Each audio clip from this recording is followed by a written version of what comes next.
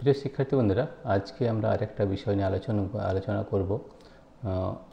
সেটা হচ্ছে এই যে এই প্রজেক্ট সম্পর্কে আলোচনা করব, যেটা হচ্ছে আমাদের 4 নম্বর প্রজেক্ট। সেটা হচ্ছে আমাদের ক্রিয়েটিভ রাইটিং বা সৃষ্টিশীল রচনা। তোমরা অনেকে জানতে চাইছো যে ক্রিয়েটিভ রাইটিং বা সৃষ্টিশীল রচনা কিভাবে লিখতে হবে, সেটা তোমরা জানতে চাইছো, তাই আমরা এই ভিডিও নিয়ে এসেছি। তাহলে দেখো, আমরা এই ধরনের ভিডিও আরও প্রচুর করে থাকি। তো তোমাদের কী ধরনের ভিডিও প্রয়োজন আছে সেটা তোমরা অবশ্যই জানাবে। এবং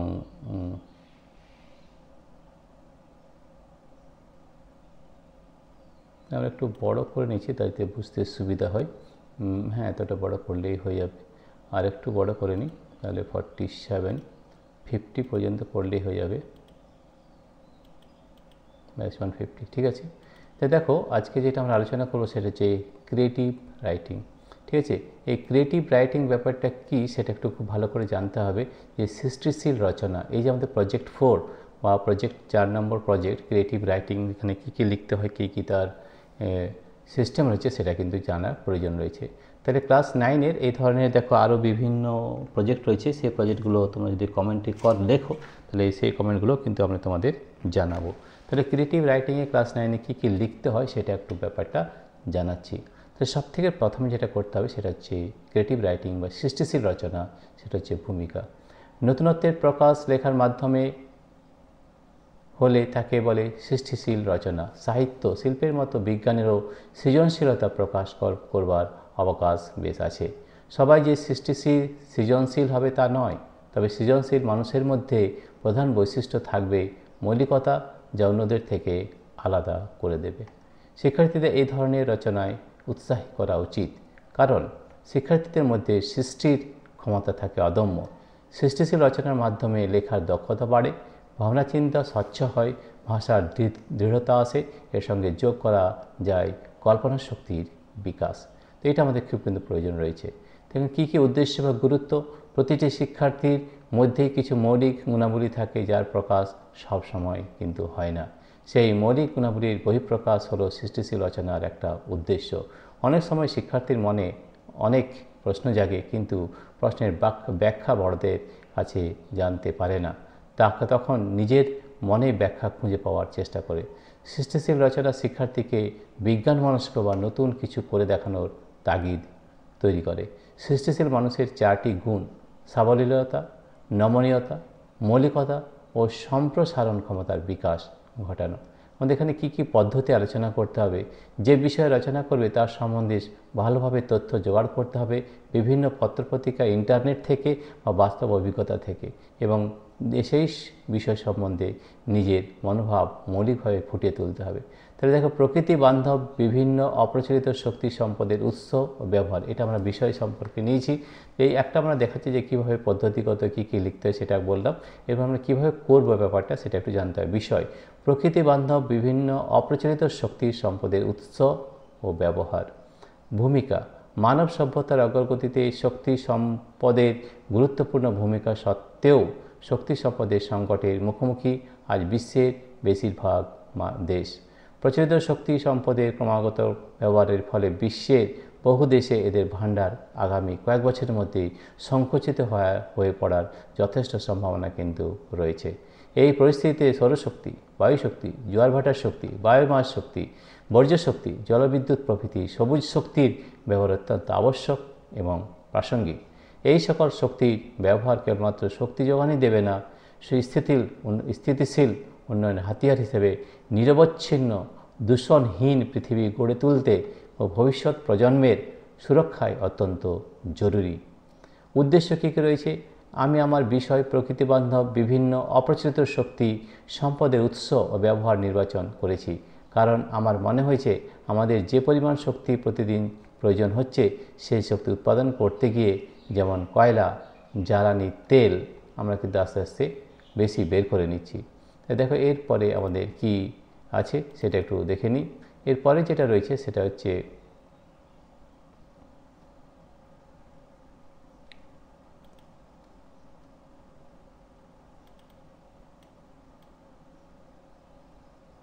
এরপরে আমাদের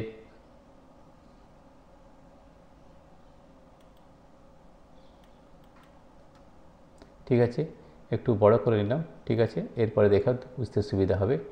ইত্যাদির ভাণ্ডার দ্রুত নিঃশেষ হয়ে যাচ্ছে, ফলে অচিরেই বিকল্প জ্বালানির প্রয়োজন হয়ে পড়বে।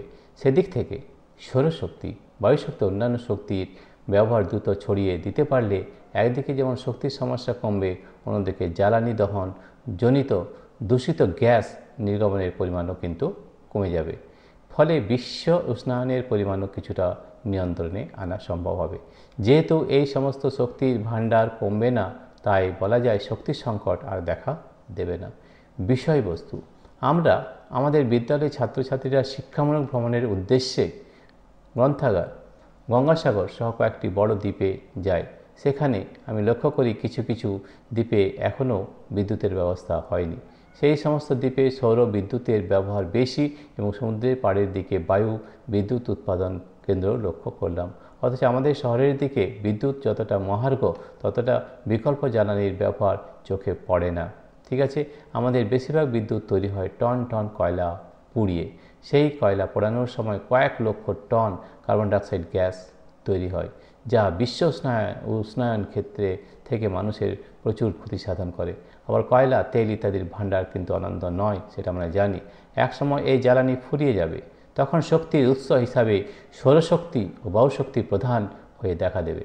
সৌরশক্তি ও বায়ুশক্তি একদিকে যেমন আমাদের বিদ্যুতের চাহিদা পূরণ করে, তেমনি পরিবেশকে রাখে দূষণ মুক্ত। যদিও সৌরবিদ্যুৎ ও বায়ুবিদ্যুৎ তৈরির কিছুটা বাধা আছে, তা সত্ত্বেও এই বিকল্প শক্তি পৃথিবীর মানুষকে একসময় পথ দেখাবে। সৌরশক্তি, তাই দেখো এই সৌরশক্তিকে আমাদের কিন্তু কাজে লাগাতে হবে। সৌরবিদ্যুৎ উৎপাদনের জন্য সৌর প্যানেল বাড়ির ছাদে বা ফাঁকা মাঠে, যেখানে সকাল থেকে সন্ধ্যা পর্যন্ত পর্যাপ্ত সূর্যালোক পায়, সেখানে লাগানো হয়। সোলার প্যানেল, দেখো এই ধরনের সোলার প্যানেল থাকে। সোলার প্যানেল সৌরশক্তিকে বিদ্যুৎ শক্তিতে রূপান্তরিত করে। এক্ষেত্রে সোলার প্যানেলে ফটোভোল্টাইক ডায়োড ব্যবহার করা হয়, ফলে ডায়োডে আপতিত সৌরশক্তি এমনভাবে তড়িৎ শক্তিতে রূপান্তরিত করে যাতে সেটি একটি তড়িৎ কোষের মতো আচরণ করে। দিনের বেলায় উৎপন্ন তড়িৎ শক্তিকে ব্যাটারির সাহায্যে সঞ্চয় করে রাখা হয় এবং প্রয়োজন মতো তা ব্যবহার করা হয়। সোলার প্যানেলে ফটোভোল্টাইক ডায়োড হিসাবে গ্যালিয়াম আর্সেনাইড জাতীয় অর্ধপরিবাহী ব্যবহার করা হয়। ভূপৃষ্ঠের কোনো রৌদ্রময় অঞ্চলে সকাল থেকে বিকাল পর্যন্ত প্রতি বর্গমিটার ক্ষেত্রফলে যে পরিমাণ ফোটন কণা আপতিত হয়, তার সম্মিলিত ক্ষমতা প্রায় 1000 ওয়াট এবং এর 10% ফোটন কণা ফটোভোল্টাইক ডায়োডকে সক্রিয় করে। এই কার্যকারিতাকে বাড়িয়ে 100% করতে পারলে আমাদের বিদ্যুৎ সংকট দূরীভূত হবে। তাহলে এই যে প্রজেক্টগুলো এইভাবে কীভাবে লিখতে হয়, বিষয়বস্তু বা সৌরবিদ্যুৎ সম্পর্কে আমরা আলোচনা করলাম। তো এই ধরনের তোমাদের জানতে হবে যে ক্রিয়েটিভ রাইটিং বা আমাদের সৃষ্টিশীল রচনা কীভাবে লিখতে হয়। আমরা একটা বিষয় নিয়ে আলোচনা করলাম, শুধুমাত্র সৌরবিদ্যুৎ। এছাড়া আরও আমাদের বিষয় রয়েছে, সেই বিষয় সম্বন্ধেও তোমরা কিন্তু লিখতে পারবে। প্রিয় শিক্ষার্থী বন্ধুরা, তোমাদের যদি এই ভিডিওটি ভালো লেগে থাকে তাহলে অবশ্যই সাবস্ক্রাইব, লাইক ও শেয়ার করবে এবং তোমরা আরও কী ধরনের প্রকল্প বা প্রজেক্ট সম্বন্ধে জানতে চাও সেটা কমেন্টে জানাবে। আমরা আবার তোমাদের জন্য ভিডিও নিয়ে আসবো। Thank you everybody for watching this video.